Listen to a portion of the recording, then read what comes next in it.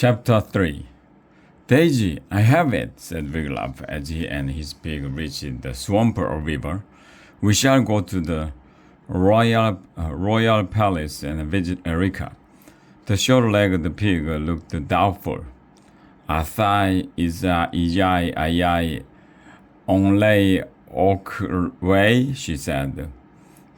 "'Twas a long walk from DSA, said Wiglaf, but 'tis not so far from here. You know how grateful the queen is to you for saving King Ken. I think she shall be happy to put us up for a day or two."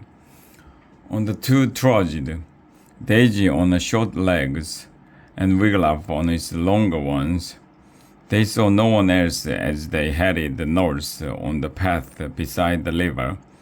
Yet Wiglaf sometimes had a strange feeling that someone was following them. Robbers and fierce creatures often lurked beside the river. He picked up the pace. They had walked for a good distance when the light began to fade from the sky. Snap! Wiglaf spun around. Was that a twig snapping? There was no one behind them. Still, Wiglaf was sure he heard footsteps. "Iglafway?" whispered Daisy. "Iai avehei, ayai onifei, ilingfei?" "I have a funny feeling too," Wiglaf whispered. Daisy nodded. She looked scared. But on they walked, singing songs in Pig Latin to keep up their spirits. Incultue, Ilulay or stay, oi ei onai way, awai oi aoi. When the sun went down, a half moon lit the sky. Wiglaf saw that Daisy was tired. "We shall sleep here beside the river," Daisy Wiglaf told her.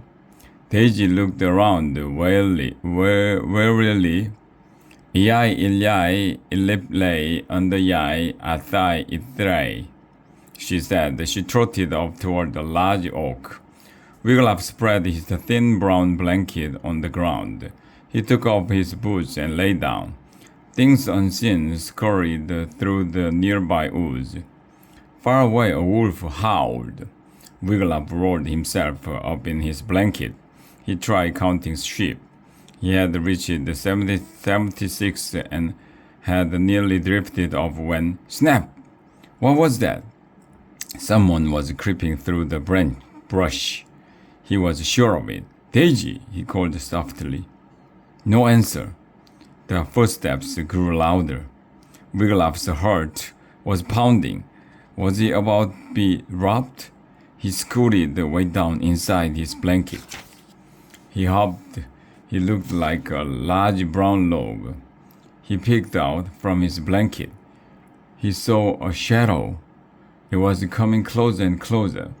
Who was there?" Wiglaf stammered. "Me!" a voice shouted out in the night. "Me who?" asked Wiglaf. "Me Dudwin," said the voice. "That's who." "Dudwin?" Wiglaf struggled out of his blanket and sat up. He was not sure whether to be mad or glad that it was his brother and not a robber.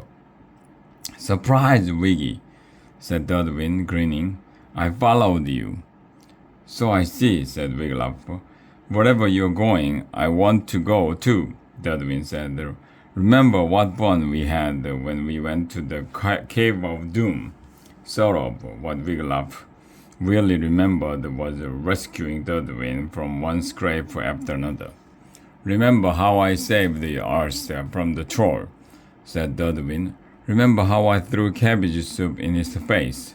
"I remember," Wiglaf sighed. Dudwin was a good lad, but he had a good way of stirring things up. "Can I share your blanket, Wiggy?" asked Dudwin. Wiglaf nodded. Before long, both lads were snoring softly. The next morning, Daisy trotted back to Wiglaf's campsite. "Odwin Day!" exclaimed the surprised pig. "Hi, Daisy," Dudwin said. "I don't think you are possessed. And guess what? Wherever you are going, I'm going too." The three finished off the cabbage soup. Then they took up their journey to the palace. They had walked for a couple of hours when Dudwin stopped. "Look, Wiggy," he said, pointing to a large oak ahead on the path. "A message tree." "So it is," said Wiglaf. The three went over for a closer look. "What do they say?" asked Dudwin. Wiglaf read the messages tied to the tree branches out loud. "Kincan is yammering, alley-headed nitwit. Kincan is a goat-bearded Banbury cheese. Kincan is a festering blister on the heel of the kingdom." "Opay in K," said Daisy. "He's not very popular," said Wiglaf. "What does this say, Wiggy?" asked Dudwin. He pulled a piece of parchment from a thick stake nailed to the tree trunk and handed it to his brother. Wiglaf read aloud. "Are you a nature-loving lad or lass? Do you like healthy outdoor exercise? Do you like to swim, make things in arts and crafts, win prizes, sing songs, toast marshmallows over a roaring campfire? Yes? Then come to Camp Dragonoka. For a summer you will never forget." Yes, Wiglaf was indeed a nature-loving lad. Yes, he wanted a summer he'd never forget. A summer filled with the sun and fun. He could almost taste the toasted marshmallows. "It sounds great," said Wiglaf. "Camp," shouted Dudwin. "I love camp." "Ime Otay," said Daisy. There was a small print under the large print. "All this for only 3 pennies. 3 pennies?" Wiglaf cried. Why did everything cost so much? And why did his family have so little? We cannot go." "We have to go, Wiggy," said Dudwin. "I know, we will sneak in." Some extra small print at the bottom of the parchment caught Wiglaf's eye. He read, "Bring 3 friends and you can come for free."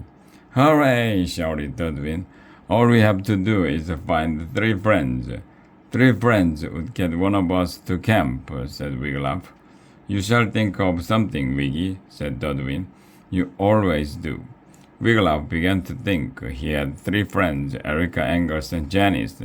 3 friends who were not enjoying summer vacation. 3 friends who could afford to pay 3 pennies. It was not a plan exactly, but it was a start. His heart began to beat with excitement. He folded the parchment and tucked it into his tunic pocket. Perhaps there was a chance that he and Daisy and Dudwin and his friends might all go to this wonderful piece, Camp Dragonoka.